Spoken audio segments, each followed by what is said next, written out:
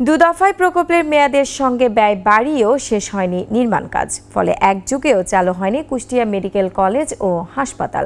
নষ্ট হচ্ছে অলস পড়ে থাকা চিকিৎসার দাবি যন্ত্রপাতি। আধুনিক চিকিৎসা সেবা বঞ্চিত লাখো মানুষ। কুষ্টিয়া প্রতিনিধি জহুরুল ইসলামের প্রতিবেদন নিয়ে ডেস্ক রিপোর্ট।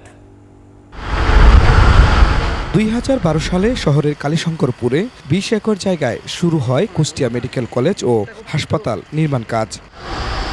2016 সালে নির্ধারিত সময়ে শেষ না হওয়ায় কাজের মেয়াদ বাড়ানো হয় 2019 সাল পর্যন্ত। নির্মাণ ব্যয় 275 কোটি টাকা থেকে বাড়িয়ে 611 কোটি টাকা করেও শেষ হয়নি কাজ।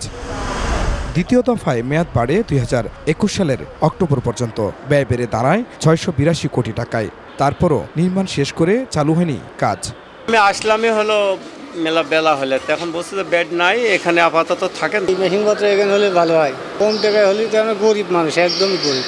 এরই মধ্যে দুর্নীতি সহ নানা অনিয়মে 2018 সালে নির্মাণ কাজ বন্ধ থাকে। অভিযান চালানো সহ যন্ত্রপাতি কেনায় অনিয়মের অভিযোগ খতিয়ে দেখছে দুর্নীতি দমন কমিশন। আমরা অভিযানে গেছিলাম, এটুকু সত্য, এরপরে বাকি বলার সুযোগ নাই। এদিকে হাসপাতালের পূর্ণাঙ্গ কার্যক্রম দ্রুতই শুরু হবে জানিয়ে প্রকল্প পরিচালকের দাবি, যন্ত্রপাতি কেনায় অনিয়ম হয়নি।